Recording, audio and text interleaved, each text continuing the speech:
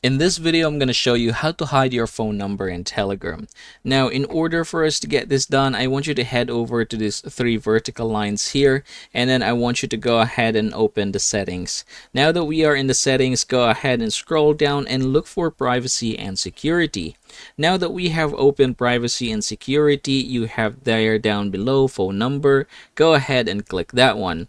Now, we have the question here at the top, who can see my phone number? So the default here is my contacts, but basically you can go ahead and choose nobody, just like so.